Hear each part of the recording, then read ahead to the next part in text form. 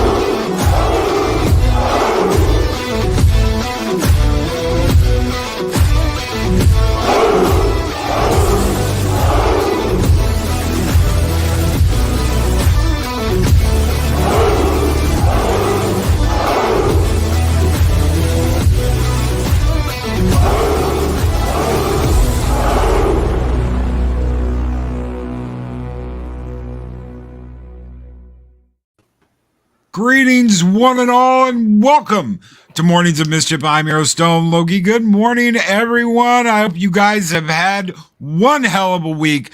We certainly have, and what a way to end it with reviewing an episode of the Orville.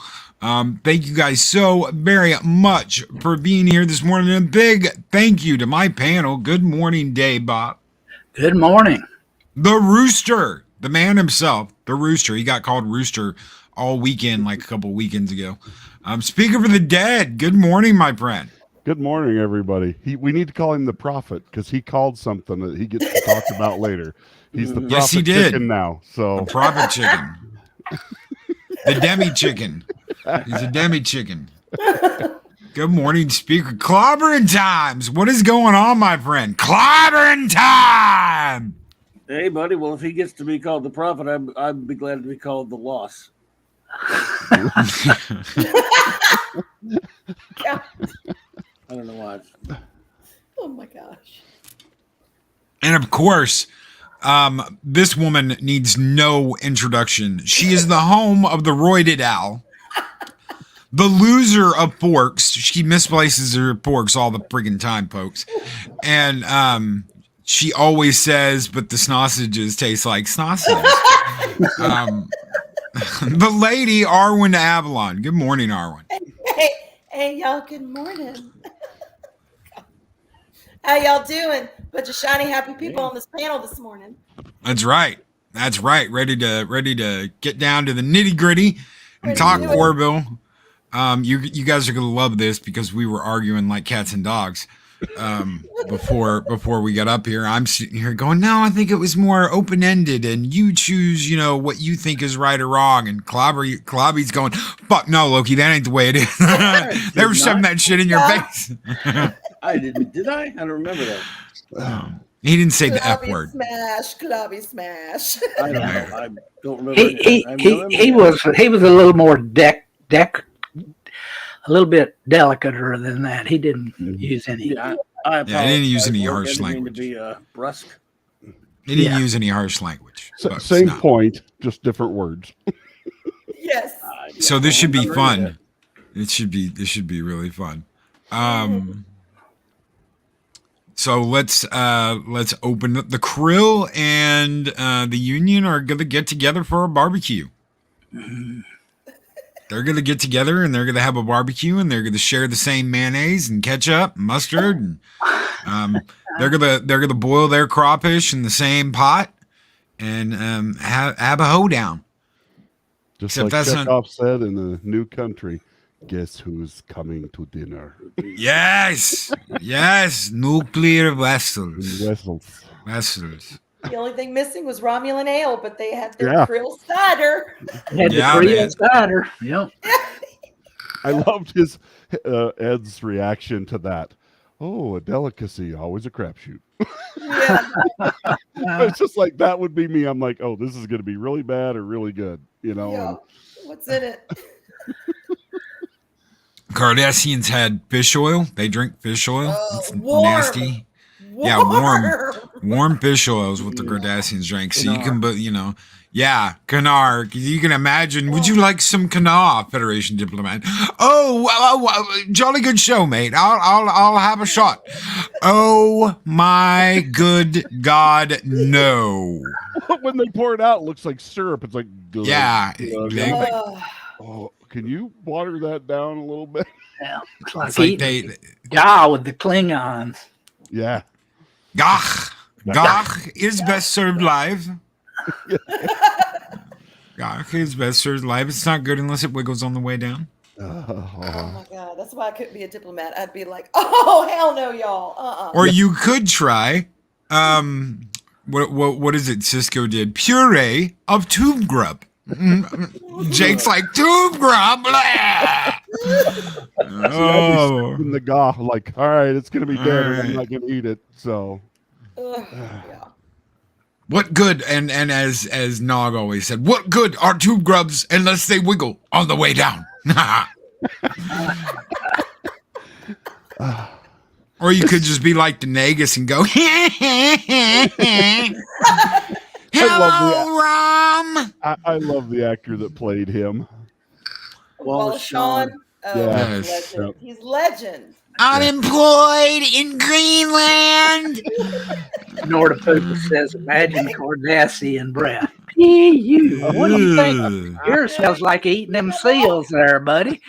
Talk about tuna breath. No. Sorry, no. I could have went dark with that, and I kept it clean.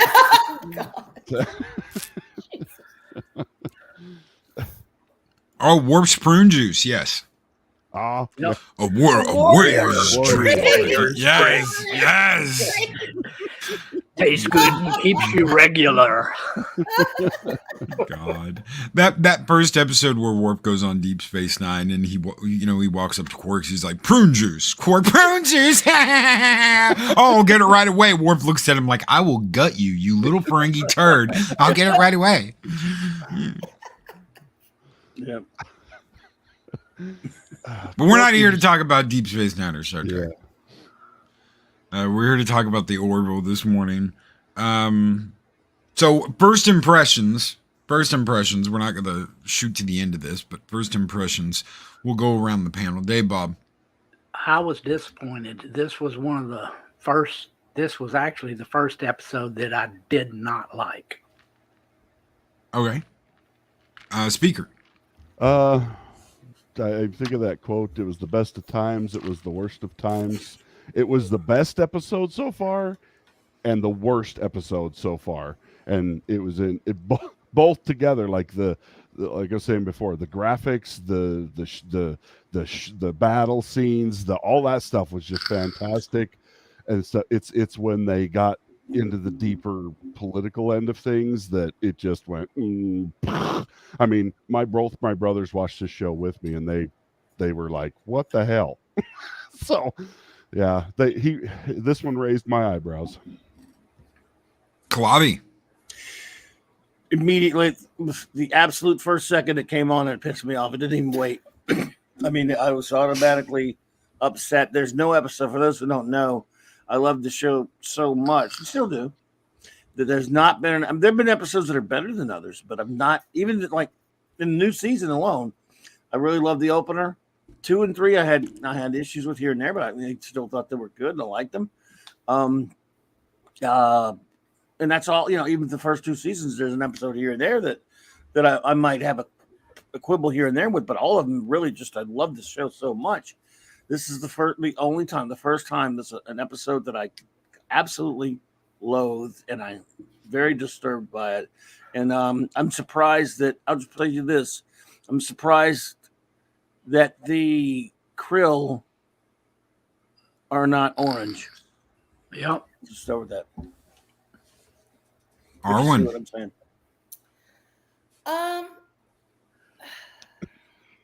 Okay. I just got that, Clobby. Took me a second, but I just got that. Sorry. Orange Sorry. Man very bad. Orange Man bad, Brian. God damn it. Why do we have to like explain it from A to B to C to D to E? No, I'm just kidding. Sorry. It just hit me. Sorry, Arwyn. As soon as he said orange, I immediately went there. Yeah, I'm thinking Oompa orange. Loompa. I don't To be understand. fair with you, I was thinking okay. Oompa Loompa. I was not thinking what y'all were thinking. I'm just may not be awake this morning. I was thinking, what the hell does Oompa Loompa have to be an orange? I get it. Oh my God. But I'll be honest with y'all. I don't think I had as hard of a take as y'all. I mean, I have a feeling we're all going to get real judgy McJudgy. I get that. This was a very polarizing episode. But I think some things were shown that maybe McFarlane didn't mean to show, but I took it certain ways. And I was like, I don't know if that's where you meant to go, but this is what I'm feeling. And anyway, we can get into that. But I didn't mind it. There were some things I was kind of like, yeah, all right. But then there were others I'm like, yeah, all right. So see what y'all think. But yeah, I didn't mind it too much. I knew, like Clobby said, as soon as the episode started, I knew where they were going. I knew what kind of direction they were going, and then when they get to the Crow homeworld, I had that even more of so this is what he's doing. But I just like to remind everybody, Seth MacFarlane is a liberal. He writes like a liberal. Ultra. Never done anything like this on the show, though. No, never to this extreme. Yeah, this first time he's ever gone. That far. This is his. This is not him. Seth, the Orville showrunner. This was Seth, the Twitterer. But I also felt like a lot of this was left up to how do you see this? How do you interpret this episode? How do you see this episode? It's not anything near what we're getting out of Star Trek, which is we're going to force your opinion to be this, and if it's not, you're an evil person. I felt that way about the show up until this episode. It's always been like that until now.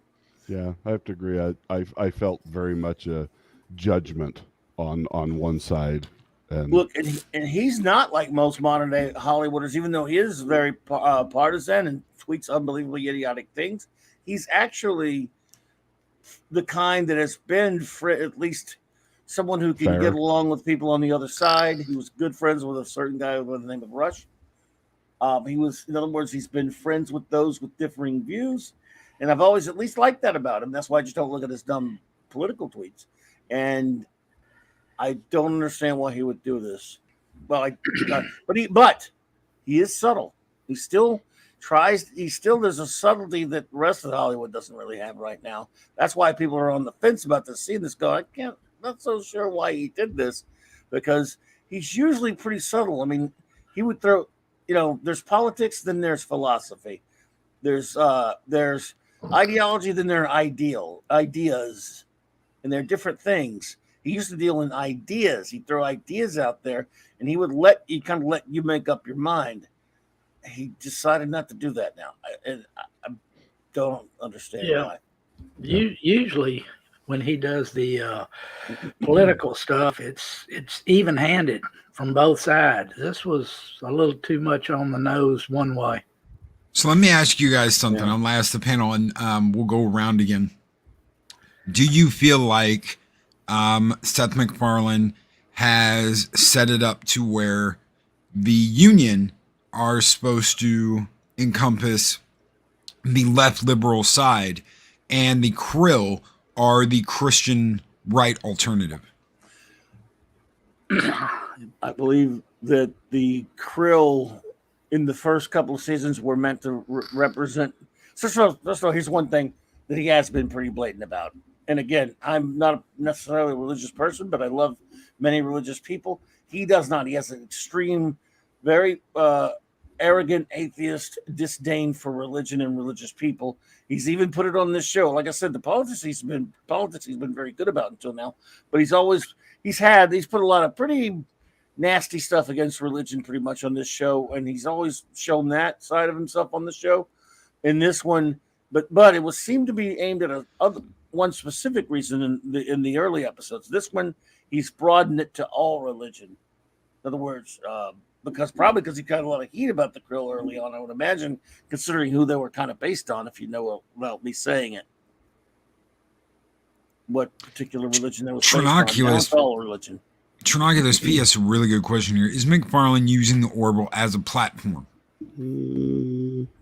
I don't think he's gone that far yet. It's only one episode, so who knows? We'll have to see. So the Union's headed towards the Krill homeworld to sign a treaty. The leader of the Krill is in the middle of an election. He tells them that there's nothing to worry about. He's going to win.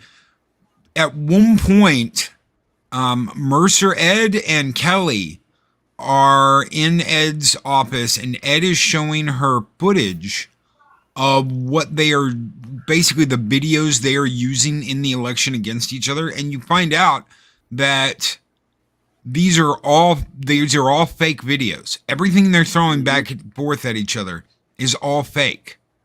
None of it is them. And that they do this, and that there are AI computers working every second in the background to create false videos to use against the other as kind of like a way to lob dirt at each other.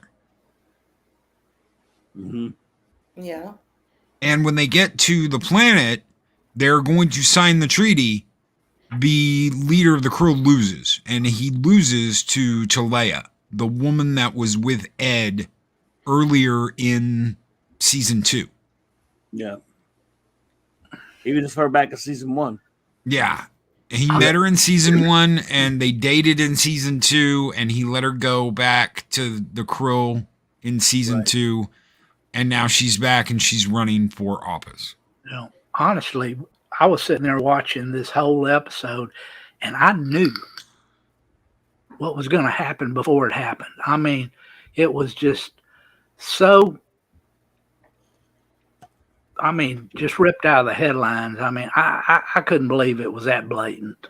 The leader of the Krill loses, and he immediately contests the election results, and they kill him.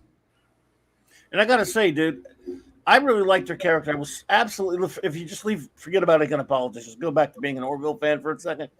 I was sad that they decided to go this way with that character. I really liked her. I think it was cheap. I think it was asinine to do this to this character. You could have done a lot more.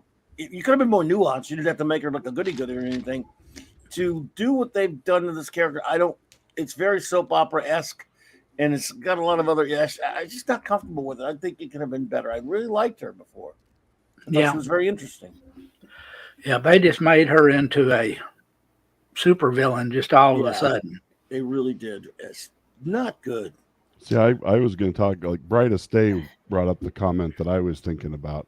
I like the fact that when they're in there talking about the deep fakes, essentially, Yeah. because that's a very real thing, and that was what Ed was saying, was that some of this is real, but most of it isn't. But I can't tell the difference between the real and the fake. And that's the danger that we find ourselves in. I mean, and the scary thing is that portends a future that where you can be made to look like you're saying anything, and it's going to sound like you, look like you. I mean, everything, to where you'll be accused of crimes that you never did, but it looks like you did because they caught you on camera. You won't be able to believe your eyes. And Right. I mean, I they didn't really delve deep into that. I wish they kind of would have, but they kind of glanced over it. But I thought that was I was kind of glad to see somebody say that in a science fiction show where it's just like, and I hope they do more on that because I think it's an interesting topic. That would have been better than what they did. And Leia brings up an interesting comment here. She says there was almost some bitch fighting between Kelly and the female Krill. Okay, have you ever had two ex-girlfriends, like one stand up for you against the other and beat the shit out of the one that's trying to start? I have. But I led a very dramatic teenage adulthood. But if you've ever had that happen to you, you know exactly what Kelly is like dealing with when she faces off against Talea. Because Kelly's like, oh no, I still love Ed, even though we're not together. I still love Ed. He's still one of my best friends.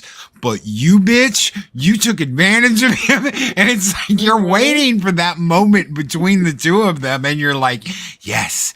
That was one of the better part. To me, that was one of the better parts of the episode. Because I want to see Kelly beat her. I want to see Kelly beat the shit out of that woman. I do. Beat down. Okay, I'm going to throw out there about Talea. All right. The seeds of her discontent were sown way back when Ed and Gordon first went on the Krill ship. Yes. Yep. And when she realized who they were and what was going on, she became, she was whole Krill. There was none of this, okay, well, I see your side, I see my side. No, she was like, I hate y'all. So for me to see her character, for them to take her character to this point, I get what y'all are saying, but I wasn't surprised nor shocked. It wasn't like they had her on this road and she was, she was just doing her thing and letting them do their. No, she was always, okay, y'all invaded my ship. Y'all killed my crew. I hate you. You let me go. I still hate you. Yeah, but then there was that other episode where that's got muddled a little bit, but it looked like maybe he was getting to her, maybe not, in her subsequent episode. But he didn't. That's the point, though. Obviously, he didn't. Yeah, but not every interaction, even in our own lives, when you think you're getting through to someone, they always come to that crossroads where they could choose to go one way or the other, and she went the other. He did get But he still had some feelings for him. Yeah, I would almost crack that because she did let him go. She was going to let him go and get him back to his shuttle. If she hated his ass, she wouldn't have done that. There's no way. She would have gleefully killed his ass. But that doesn't mean she doesn't hate the Union. That's true. That's very true. You've got the Union, and it's like, okay, she's like, yeah. And we know there's still something there because she did let him go, even though she told him, well, you let me go, so now, why the hell didn't you leave? I let you go. But that's got nothing to do with her hating humanity and hating the Union. You can still feel a little bit this way, but still fuel your anger for something else. And even if the two cross. See, that part didn't make sense to me. She goes through that big diatribe with Ed, basically telling him, you mean nothing, I hate you, blah, blah, blah, blah, blah. Mm-hmm. Then she, all the while meaning to let him go, lets him go. And then when he comes back, like my first question to her would have been, so what the hell? You make this big show and try and convince me that you hate me while letting me go. What was that all about? Like, it just, I'm like, I mean, maybe it's just I mean, no offense here, maybe it's just a woman thing that they feel like they have to get that last, that last little, I'm gonna, but I just, that part never, because, as a guy, that would have been my first question to her when she's like, why did you come back? I'm like, why were you gonna let me go? Especially after what you said. Like, why couldn't you have just been honest with me, last time I was here? I just, that interaction felt wrong somehow. It felt forced. Yeah. That Kinda he should've didn't been one way ask or the the other. human question. I'm like, dude, that'd been the first thing I'd have asked her. Like, I mean, he did this say, means something. what the how come hell? you did that? Yeah. I get what you're saying, but again, I mean, yeah, did she go did they go a little overboard with the character? I think they did, but her desire to keep her people pure, for lack of a better word, and her anger toward the Union, none of that surprised me, not one bit. No, I me was like, neither. no, okay, No, I see where they're going with this character. Let's talk about the election real quick. Towards the beginning of the episode, when all this shit starts, they are on Krill, which I must say is absolutely beautiful. When they come down, production values are incredible. there's like this big thick cloud around the planet, and as soon as they drop underneath that cloud, you see this almost like cyberpunk like city spread out before you. Absolutely freaking beautiful. It immediately gave me like Blade Runner vibes. I mean, Cyberpunk Blade Runner vibes. Yeah, I agree. When they were walking down the street and you had those pole dancing Krill, that was a little off-putting, supposedly for a super straight, religious. Yeah, that's because that was their needing to indict capitalism bit. But I fully expected to see Fong's little restaurant and hear him say, "He say you Blade Runner." I mean, it was just. Let's talk about a bit of an illogical point. And it was great seeing Bruce Boxleitner, even though you couldn't see him. I mean, you could hear if you knew he was in it. Yeah, he was in there. You take a president, an admiral, and a senator, and with no security. Yeah, settle by themselves. I'm like, with the race that you have been warring with for years. Right. A scary one, and not even at least bring the Soleil, bring Talia. I mean, nothing, not one shred of security. I'm sure we had on Earth, the Krill had their own security with them, probably. But one, I don't know. Again, that's kind of a nitpick type thing, I guess. But it was like, it's kind of weird. I mean, presidents don't travel without security. I mean, maybe in the Union they do, but yeah.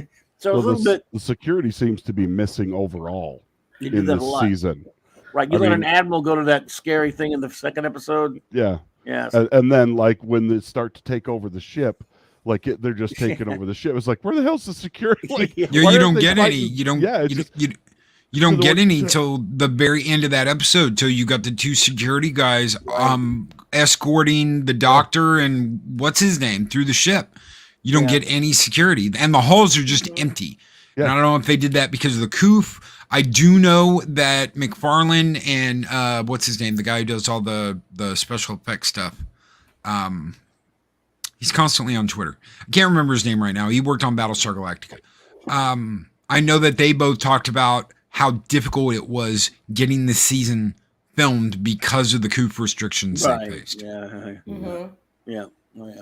So I don't know if that was part of it or not. A minor complaint. I thought it was kind of odd, but they get to like the president's penthouse, whatever it was, office where he's holed up, and he ends up losing the election, and it happens very, very quickly. It's like, oh well, we've had some trouble, but everything looks like it's gonna be fine. And then within seconds, everything flips and he loses. And he's like, contact the council, contact the ministers, and tell them not to secure their boats yet because we're gonna contest the election. And two security guards come in, drag his ass out. And then they execute his ass. They take the crew. They take the president of the union, Ed, the admiral, and they Kalea executes him. When Yeah, she she kills does. it, that again, that pushes her character beyond the. It's over Yep. for her now. That character is now evil and a villain and horrible, and that's it. And I just thought that was another problem. Big time. and she doesn't execute him because he contested the election. She calls him a traitor. He is a traitor to the Right. krill race, to the species as a whole, and he must be killed, and anyone that follows him must be killed as well. To Yeah. purify the race. To I was just yeah. like, whoa. Oh boy. And I'm like, is it just a fluke that they happen to be the palest skin, aliens we've ever seen in sci-fi? But I don't know. I wonder if that was done on purpose as well. Like, ooh, they're white supremacists, or I just, Well, I yeah, hope these that people know that's what they're not. doing. They know what they're doing. But I mean, I've never thought that until this episode. I'm like, what have I been missing? If he's politicizing this now, have I missed the subtle jabs in the past? Well, somebody there's used to be more always subtle, been at a little least. bit of it in there. There's been a Little. little bit of it in there. Yeah. However, this was so over the top. It was jarring. Yeah. I mean, in Right. Star Trek, whenever they had a political message, it was very subtle. Mm-hmm. But In real And Trek, you this, usually got they were both beating sides. you over the head with it.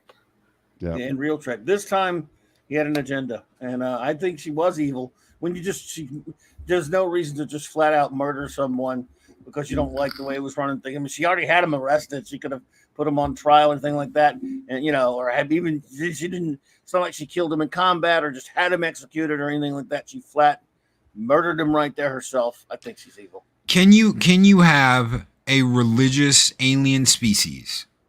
Because the krill are At that level of religious advancement? Yeah. at that level of advancement, and have them be anything but what he's portraying them to be. I think you can. I think you but can. He doesn't Yeah. think you can though. But at the same time, y'all, okay, I'm gonna bring a different perspective here. Okay, because when I was watching this, and I don't know if I was just living in a cocoon when I watched it, I don't know. But when I watched it, I was not translating things of our society today into the show. I was watching the Krill, I was watching the Union, I was watching these two groups interact and their own politics and their own society and their own BS. Okay, so to answer your question, Loki, is that yes, you can have a society like that. But the truth is, there are also there are good people in religion, and then there are the movers and the shakers. There are those that want to get into politics. There are those that want to push an agenda. No matter what religion it is. And when I was watching this, that's what I was getting out of it. Not necessarily that one side is bad and one side is good, because there were intricacies that were introduced that may or may not have been picked up on. But I'm like, and it started making me think about people and their faith, how they're living out their faith. Are they using it as something to enhance their life and to be better to others and to be, to bring joy and bring comfort and bring all of these things that we think of when when we think of faith? Or are people using it to beat others down, to beat, to use whatever their faith is as, a sword to beat over someone's head, not to defend them, but to hurt them? We see that in our own society every day. Faith is a very personal thing. And when you see it on a grand scale like this, it makes you think, okay, there are some krill that are sold out to Avis, no matter what he says, no matter what he does, very legal. It's legalism. And then there are others, which I kind of got out of the Chancellor, that they're not turning their back on their faith. Matter of fact, the treaty with the Union could be something to help their society, to help each other, faith or not. That's kind of what I was getting out of it. And the politics, I was trying to keep it in the scope of the Krill and the Union. And yeah, I think Talea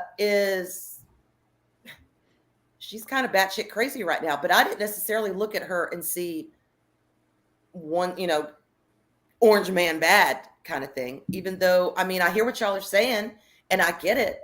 It was there, but to me, in both sides, the Chancellor side, because when he's like, "Oh, well, yeah, we've got this down. We've got the selection down." My first thought was, "Well, how do you know? How do you know? See, You that think was it's all something in the that Hillary bag?" Clinton thought. Thank during that you. last election. That's exactly I mean, right. That's what I did thought. I did see How do you both know? sides being portrayed, and they were kind of mixed together. But They I were wanted to mixed ma- together. As someone who I loves wanted the to show, comment on Arwyn, Ruben Christopher I Haynes. just wish. I'm sorry. I was just say I wish I agreed with you. I would give anything to agree with you on that. I would, know, Bobby, I know. but I don't. I don't buy into it. Unfortunately, I thought he really screwed the pooch. So go ahead, speaker. Oh, Ruben Christopher Haynes said something. The religious and fanatical are the same, and I just wanted to say, no, they're not. No, I don't it's think not. No, That's no, not they're true. not. They're not at all. I'm sorry. 100% disagree. Bless your heart. Bless I your don't heart. agree with I'm not picking you out because I was going to talk about this anyway. But no, I have met the fanatical Christians and any fanatical religious group. I have a hard time with them too, and that's coming from me, who I am very Christian, and stuff. But like, I can't watch Christian movies that they put out because they're so heavy-handed and so like I'm just like, nope. I don't like them because that one, they're not fun, they're overly preachy, and I feel guilty for 2 hours, and I'm just like, I don't no, thank you. Religious stuff is supposed to lift you up, not pull you down. But I just and see, I felt like they took the krill and mixed in all of the worst elements of religion. I'm like, there should be some good in there somewhere, and they kind of say that because Ed quotes Avis to her at one point. It's like every child is a new world, and I'm like, well, it can't all be bad if they're talking like that.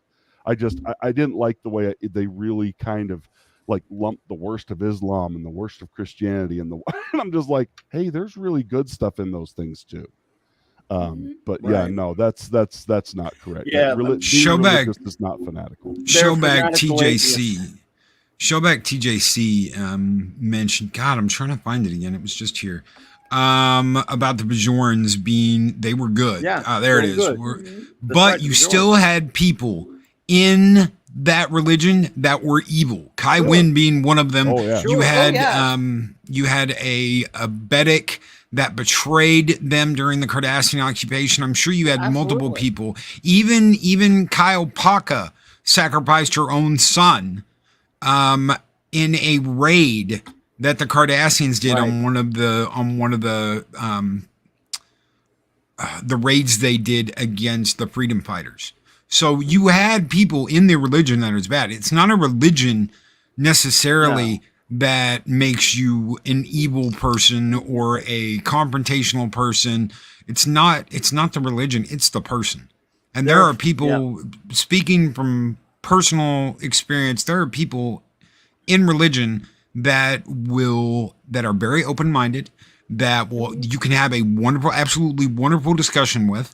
They have absolutely no agenda whatsoever. They just have a belief. And then you've got people that have an agenda that want to push their shit on you, but you have that in everything. It's not just, you have that in politics, you have that in religion, you have that in everything in life, where people feel like, well, you need to be doing this way, not this other way. You need to be doing it the way we're doing it. That's human nature. They're fanatical atheists. In fact, there's a part of atheists, the arrogant atheists, not all atheists, just like there's not all any, it's never all of anyone. Nope. But atheists many of them are extraordinarily, it's a religion unto itself. They're just as fanatical. Yeah, it's a belief system, exactly. As any religious fanatic. And I want to say one other thing about when they're sitting at the table and they're talking about, well, we haven't used, money in years and blah, blah, blah. And then they're like, well, we use money and look where we've come. And, when they're kind of having that little exchange, I don't know why, and this may be a tad off topic, but when she was talking about, basically the union doesn't use money. It's all merit based. You use who you are and your own achievements. That's kind of like their money. It made me think about, even if we did go to that one day, it's like, okay, no more trade, no more money. You're going to become who you are by your reputation and by the things that you do. That's going to be our currency. It would still be the same. Because think about the people who have money today, like who have really, not just ones who've inherited it, but those who have really gotten down to brass tacks and worked hard all their life and made their million or whatever, made their money. There still would be those kind of people. And those people would be the ones who have all the reputation, who have all the support, who have all the accolades, who have all the whatever it is in that society. So there would still be a problem. To present it as kind of being this, more of a perfect way to live. I'm like, you'd still have the same bullshit problems. You just wouldn't have money involved. But there would still be those of the high social standing and order and those that aren't. Because again, we're talking about human nature. And then for the Krill to turn around and say, well, hey, we've had money and look, we've done fine. To me, it was, and he may not have intended it that way, but it was a little slap in the face at the, kumbaya, utopian, let's get rid of money. I'm like, yeah, that's not probably going to work out for you that well.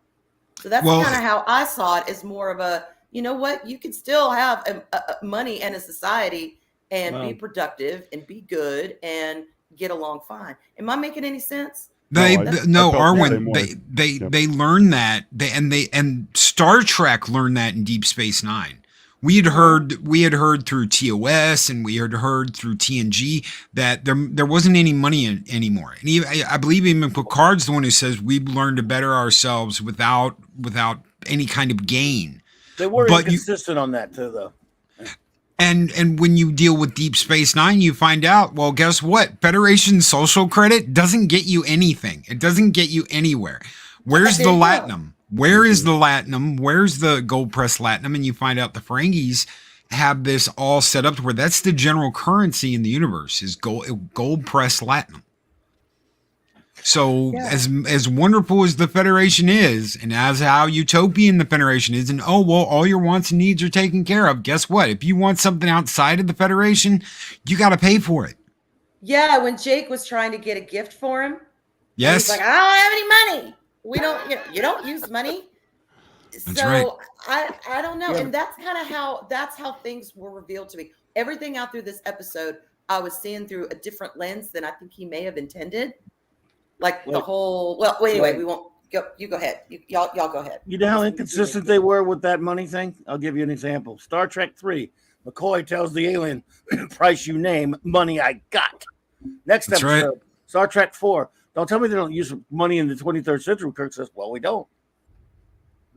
That's right. Okay. It was convenient sometimes to preach about how bad money or commerce is, but I don't believe any society can exist without commerce of some sort.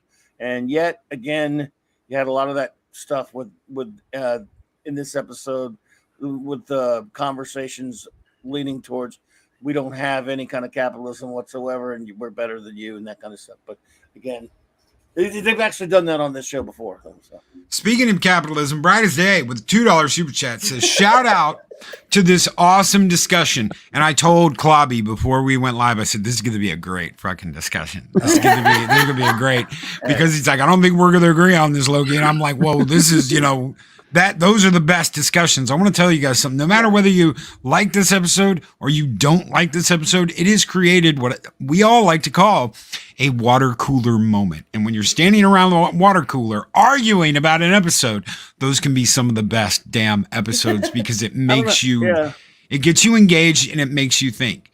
It does. And, this is the first time that's happened to me down. on this show. Go ahead. You have to dig into it and really get into the nitty gritty, which is where I find the fun stuff is. Inconsistencies are going to be the way of any TV show. I don't care. Yeah. Mm-hmm. Oh, yeah. DJ Ronnie G makes a good point. He says on Voyager, they had an economy-based system around replicator rations and holodeck time.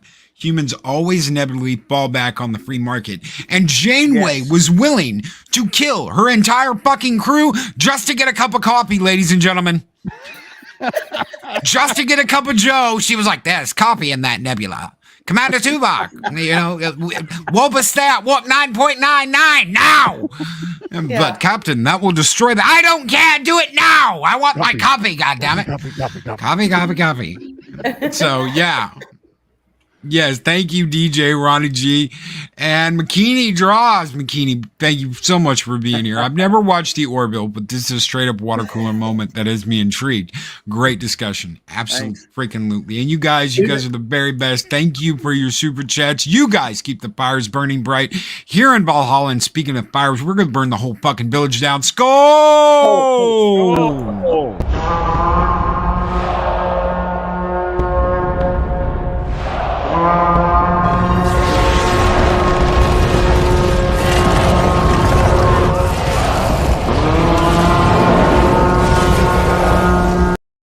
There's coffee in that nebula, Commander. I don't care if we put the whole ship in danger. Go and get me coffee now. McKinney, if you ever do watch the show, start from the beginning. Don't start with this one. No, definitely start season one. Start Hashtag Janeway did nothing wrong. Wow.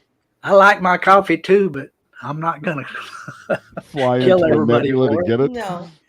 Yeah. So have we got to the elephant in the room yet? Oh my God! Oh That my is God. my exact thing. I was thinking that. I was like, Okay, so if you are really adverse about getting spoilers, leave now. 5, 4, Okay. 3, 2, 1. You've been warned. You've been warned. Talea, the Krill Talea, and Ed have a child. There's a baby. There's a baby in the room. Dave Bob called it a couple weeks ago. The prophet Rooster called it. They now have a statue of a rooster on Krill, and they worship that along with Avis. The rooster's just a little bit bigger. I say, sometimes the rooster is psychic. Yes, there's a baby girl. What do y'all think? I got 5 minutes. What do She y'all was think? the cutest thing. Cutest She little was thing. She was beautiful. with Thank you, big Dave Bob. eyes. Oh, she was adorable. She really was adorable. I liked how they did that. Yeah, Do y'all like that there was a kid? I did actually. That was a Yeah. good moment. And Ed's Bobby. reaction and the interaction I'm just kidding. between It's her all and Ed was, very short but very poignant. Where you see him coming to terms with that in the moment, and and then at the end where he's just like, you know what, I miss her, And not that's- revealing yeah. and not revealing to her that he is her dad. yeah, I that mean, had to be tough. That was intense. I miss her. I don't even know her, and I miss her. Miss her.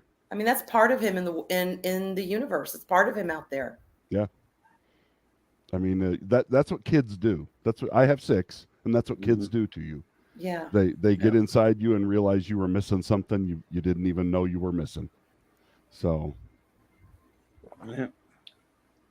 but I don't know what that led to, because then that's what leads to the other discussion is when he goes back to confront Layla, or however you say her name, and they get into that discussion of what happens to people who don't carry through with the pregnancy. That I don't know. Do you want to go there yet, Loki, or did you want to go? Go right ahead. Go right ahead. Have at it. This is my religiousness coming out here, so everybody be warned. Which I'm going to swear, so that's kind of a contradiction. But seriously, this part pissed me off so bad, mainly because of Ed's reaction. So they're talking about she's like, how human of you. You guys abort, life with abandon. And it's just like, and that is very true based on what happens today in our society, and apparently that's carried on into the future, which is terrifying. Why would it though? That. Yeah, I'm why like, would it? Really? We haven't come up with something better? Yeah. That was my biggest problem with this episode. Yeah, what you just said, that you're in the future, you're 400 years in the future. Why the hell is there not some kind of better contraception? Yeah, there should be a shot that you can reverse at any time if you decide you want to have children. Because then he can't preach to you about modern day Yeah, modern day politics. But Although to be seriously, fair, it made him look inconsistent. Yeah. It made the union look inconsistent, y'all. I mean, that whole Because discussion. he was more freaked out. He was more pissed off at the fact that they took those parents in there and showed them what their child would have been. He was more offended by that than he was the thought that that was a potential life He's loss. just like, It Jesus made Christ, the is this it the made kind of him world look you bad. want our kids to grow up in? And I'm like, hell yes, it is. It's like, But that's the what least I'm saying. should That's happen. food for thought. That's Yeah. food for thought. That's something you can watch and you can see, you know what? This character is inconsistent, but that's humanity. I just don't agree. I don't think he was coming at it from that standpoint. He I think probably wasn't, but that's what I got out of it. And that's what I'm saying. I got things out of this episode that McFarlane may not have intended. I don't think he intended it either. I think he's Damn it. I'm like, you know what, dude? You're making me think in a direction you may not want to make me think, but you're making me think. Yeah. I used to say that about stuff. Well, the brilliant episode about a girl. That was something that where they made you think when they gave you all angles and it was so nuanced and so well done. Mhm.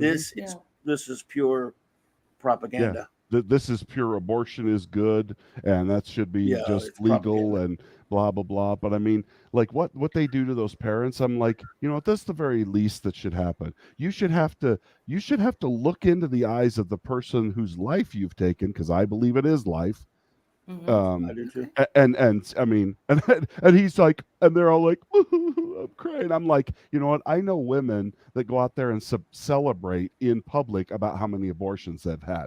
Don't tell me that's the general rule for. I mean, I'm just look. I don't want to say, you know, I'm not going to condemn anybody for their belief in abortion or not in abortion. I have my own views on it, but I just didn't like the way he condemned their entire society because they held people accountable for their choices. I'm like, that's the least that should happen. You should have to look into the eyes of the person who will never be because of what you've done and stuff. And if you didn't want to have her, you should have stopped that before you got to that point. But you didn't, and so But now you know there's what? responsibility. What you're saying, Speaker, he used a science fiction device to say that people with that attitude you're expressing there are cruel. Oh yeah, I know.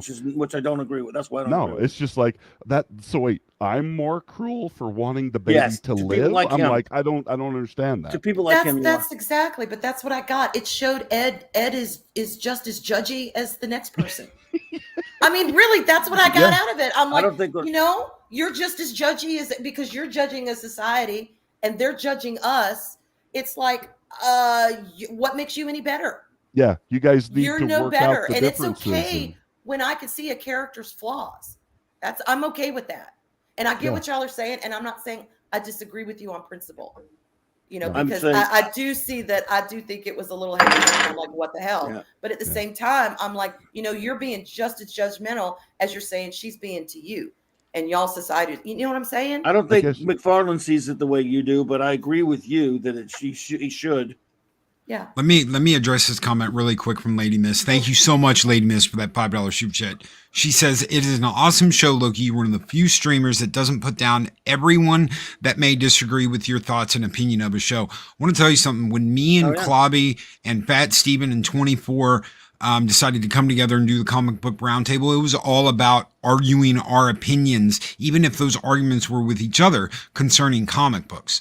I love this kind of discourse. I am here because of these kind of water cooler moments where we get to sit around a water cooler, talk about an episode, whether we agree or disagree. I think this was very much a draw your own conclusions on what political shit we're throwing at you.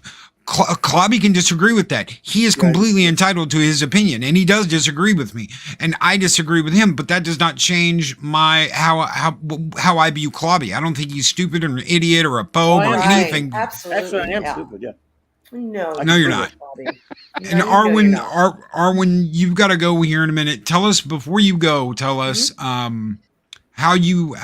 what your rating is for this episode and any final thoughts you'd like to give out, and a shout out. If you want to shout anything out, shout something out before you get out of here.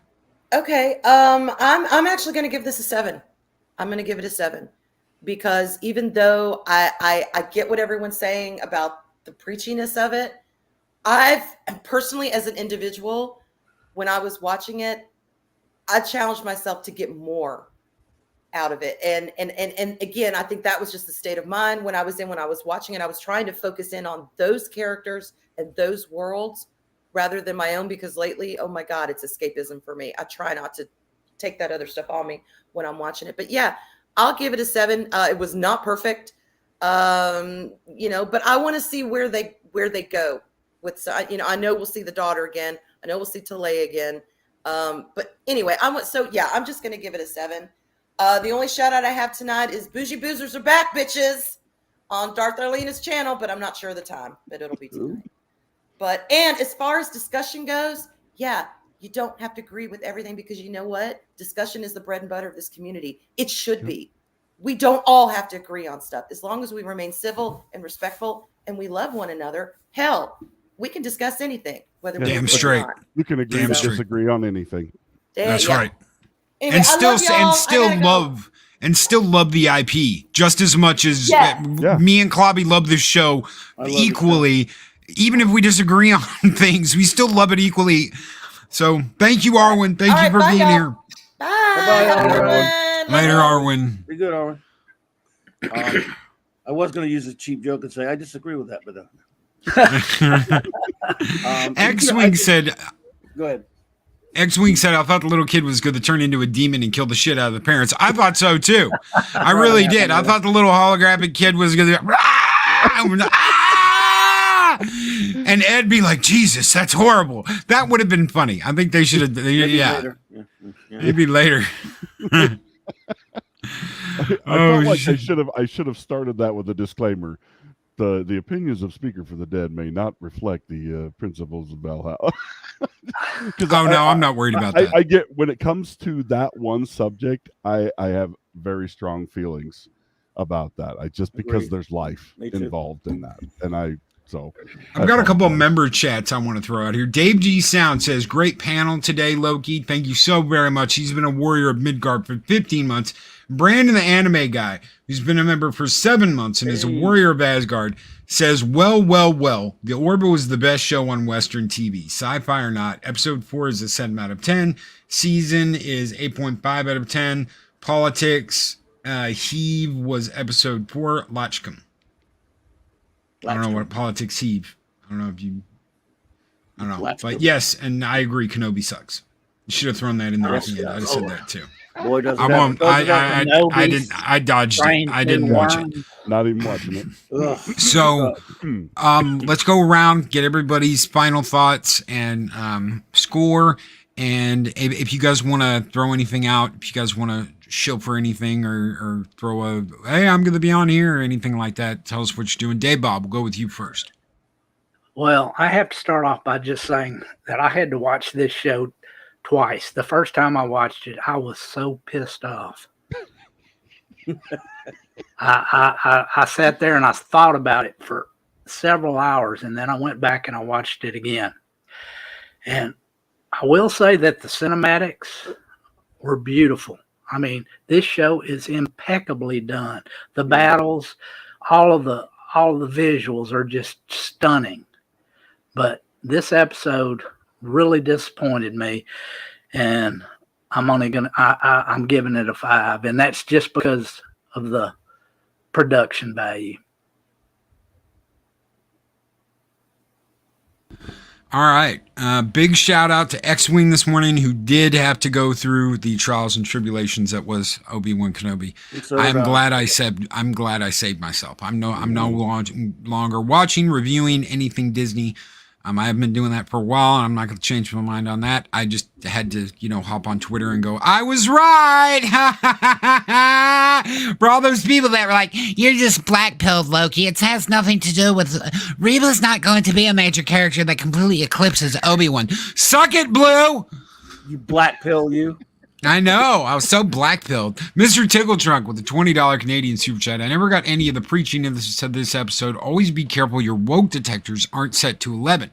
This was old school with Star Wars, in my opinion. Also, Bruce Spock Slider gets to play another big role in sci-fi. Thank you so very much for that $20 super chat, Mr. Tickle Trunk. Clobby. Yeah, and that's going to be a common accusation from people that might be a little bit in denial when they're accusing you of having your woke detectors on too much. I don't buy into that. It was really there. It was not subtle. I hate this episode, and this is coming. Let me just stress how much I love this show and still do. It's been my happy place. It's the only thing I've looked forward to for a long time. I love the first episode of the season. I liked reasonably enough the second one and even the third one with some issues I had here and there. I hate every single, obviously, except for the production values. As Dave Bob said, they're terrific. They're brilliant. They're fantastic to look at. And there was some, fun stuff with the space battles and things like that, the pew pew and stuff. I hate everything about this episode. I think even if I didn't, let's say, even if I agreed with the politics of the episode, I would still hate it because the show used to be subtle, and sometimes it would have a hint here and there, but it wasn't political. It was philosophical, and it was about ideas, and it was about let you make up your own mind. This wasn't. This was not Seth MacFarlane, the Orville showrunner. This was Seth MacFarlane, the Twitter commentator. This is what it was, and it's just. I hope it doesn't continue. Also, let's forget about the politics for a second. I really wish this show had not. I was loving it in the first two seasons when this was very similar to the original series and even TNG Star Trek in the sense that they were sort of like they were standalone episodic stories broken down to each. So there was I don't mind a little continuity, but it was the original series and even TNG to an extent were like an anthology that happened to have recurring characters in it. You had set stories, and it was doing that beautifully. It was being a lot like those two shows, and it was not a lot of bogged down continuity. Well, this season we've already started. They've laid in 4 episodes so many arcs and threads and soap opera stuff, by the way, as well, with character development in terms of character involvement. That I don't know if they're going to spend the whole season messing around with that kind of stuff. Nothing's going to get resolved, and I don't really need for this show to be a soap opera anyway, and to be so I'm concerned with. Again, I loved Identity when they started with the Kalon thing, but I thought that was going to get us bogged down into a war and portents. Then in the second episode, you start with those spider monsters, another down the road thing, kicking the can down the road. The next one you get Q. Everything is about building all these arcs that we may never even get a 4th season. We don't even know. I wish it would have stayed with the format of being mostly in standalone individual episodes, and that's something that really concerns me about this show. Ruben Christopher Haynes says, Clobby, we need to debate this show. That's kind of what we're doing. You should have been at last night. We were wow, it was something because Raquel did not allow herself to review it as a fan. She placed academically all the questions about she had a laundry list a mile long of the political ramifications that were put forth in this episode that we'd never had to do to the Orville before. There's no episode like like this one in any other episode of the Orville. There's nothing like this any other time. I hope there are no more of them. So my final thoughts here. I'm going to give it a 7.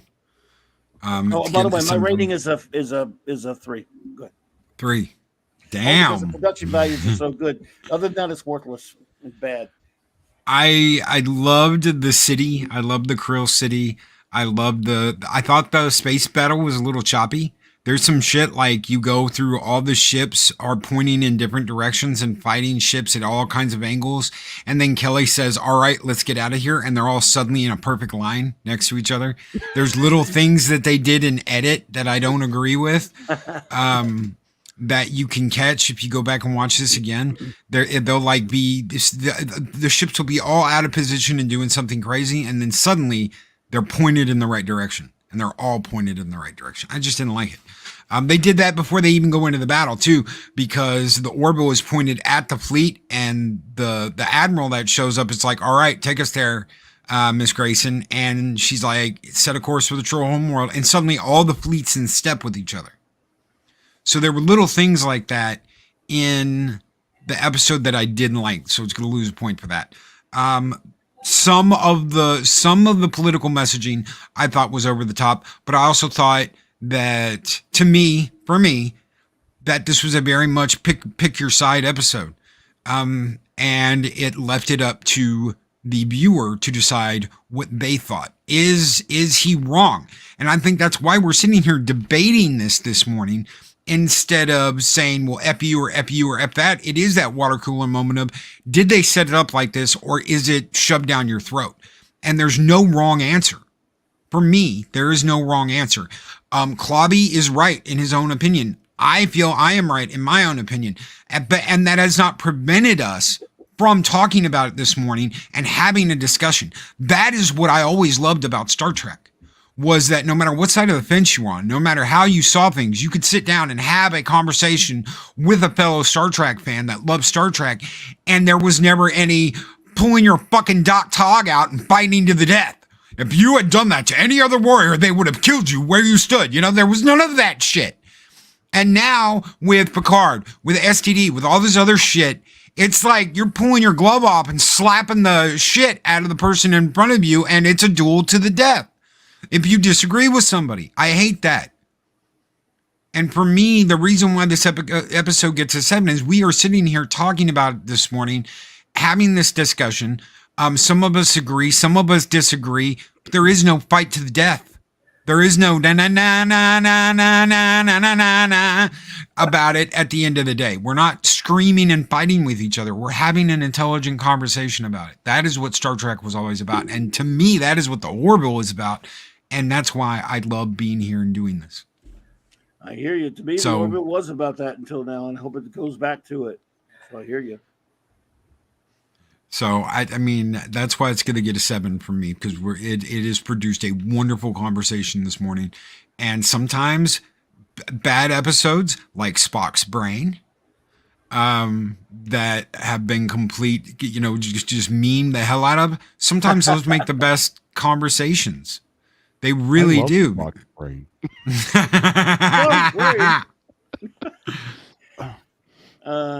Do I get to give a score? No, speaker. He said you can't. Oh, you didn't give a score? You're exempt. No, go ahead. Daddy Bob.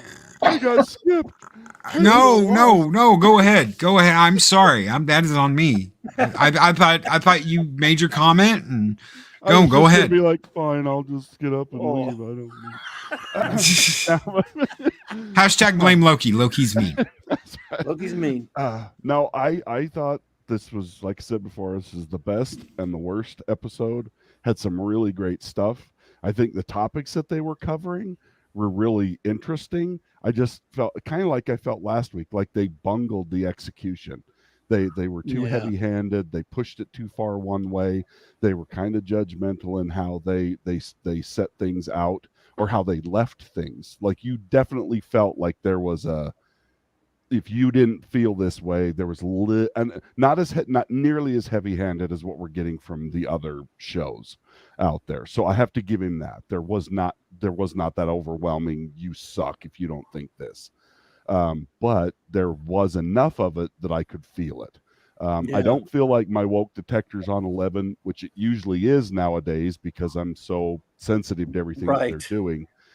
But I mean, I picked it up. I mean, you couldn't miss it. It was there. And so I just, but like I said, overall, it was an interesting episode. I wish they'd have been a little bit more even-handed with it. I kind of liked the way they went with Talea or whatever her name is, making her go that dark, just kind of on a personal level. I liked seeing that darkness come out of her, that she holds Ed responsible for the death of her brother, for the death of that crew, for everything that happened. And she's become nothing but an emotional monster. And because we see a lot of emotional monsters in our day, especially right now, everything is about emotion. Nobody thinks anything through. And I feel like that's where she's at. She is just being and they kind of say that in the episode. She's just running on rhetoric and fire. I mean, and that's so. I mean, I kind of liked because, I mean, the whole coup thing. I felt like that went back and forth, and like I didn't feel like it was a whole Orange Man bad.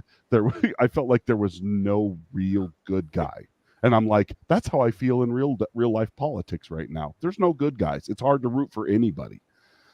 So I felt like he kind of captured that in that moment, but I'm going to give this one 6.5 because I didn't think it was terrible. But the abortion stuff I thought was just terrible. I was like, that was in your face. Abortion's good, and if you don't think so, you're bad.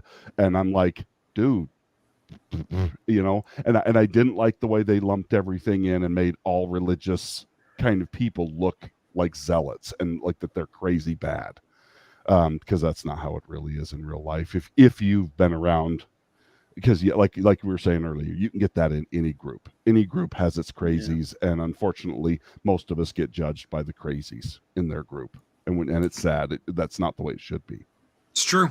That is very true. Chris Persia with $5 Canadian Super Chat. Bob Hall allows everyone to have their own opinion without the need to be ostracized for speaking honestly. Place of true open discourse, Skull. That is the point of this. I was basically removed from a Star Trek group because I didn't agree with all the bullshit crap, and I didn't love the J.J. Abrams crap. And I spoke up and said, you know what? We've got the IDIC, infinite diversity and infinite combinations, and I was wrong again. So, no, that has been kind of like the whole idea of this has been to, I respect Clobberin's opinion. I respect Speaker's opinion. If you think I don't respect Speaker's opinion because he's a Christian, you're out of your fucking mind. That does not define what anyone is their religion or their sexual orientation or anything like that. We're supposed to be beyond that. But all these companies keep coming back to the same shit of, well, if your skin's this color or if you do have this sexual orientation, you're bad or you're good. Bullshit. Polyme's minion, just because you have a dangler or you don't have a dangler doesn't mean you're a bad person. Jesus Christ. One day when Polyme's minion says with an 8-month member chat, says, one day when I have time, I'll watch this show. I and Truck Dog are going to be at the Dallas get together. Thank you so very much. Apollome's Minion is going to be a blast. We're going to do, we're going to have an arcade night. We're going to have a movie night. We're going to have a karaoke night and go shooting one day, blow some shit up. So, any final thoughts? I want to plug something. Yes. Yes. Go get this book. Support Adega Outlaw. This is a fantastic book. I think this should become the Hobbit of our generation. He said it's too dark to be the Hobbit. I meant in popularity. This is a fantastic book. Go support Adega Outlaw. You can get this right now. I ordered this after I ordered Evolution. Thank you. Yes. And I got this one first. But this is a great book. So go support Adega because it is really worthwhile. Anyway, that was all I had. In fact, we've got this. The Blood Witch, a dark high fantasy novel by renowned author Dr. Adega Outlaw. Get your copy of The Blood Witch, which is on sale now on Kindle and Amazon.com. Or just click the link in the description of this video.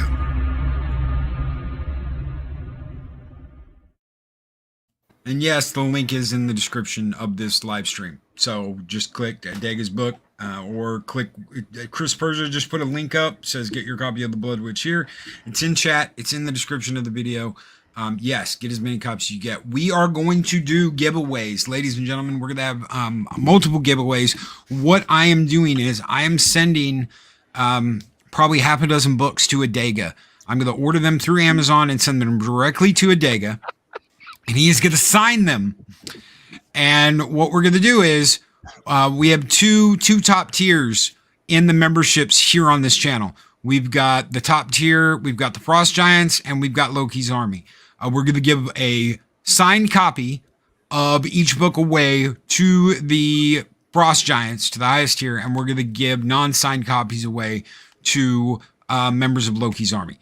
So we're going to be giving away copies of those books, signed and not signed, shortly here in the future. Those are going to be our monthly giveaways for a while. So both tiers are going to be a part of this giveaway for Adega's books. Poor Adega had to come back through the dog farts. That's when I started laughing. I was so sorry. I didn't mean to start laughing that loud. I should have muted myself, but he put that up and I just busted again.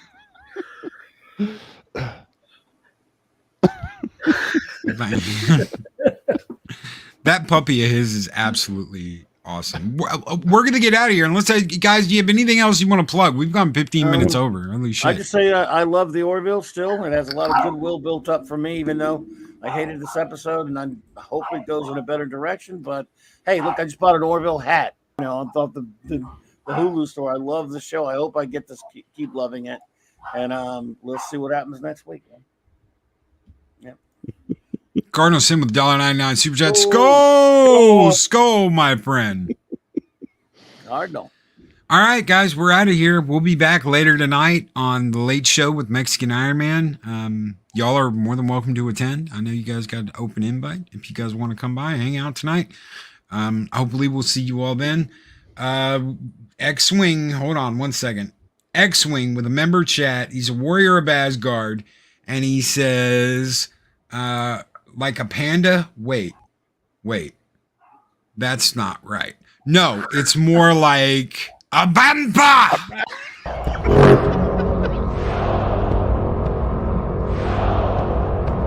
You said clip, I forget. I'm on the fucking internet sometimes. Yes!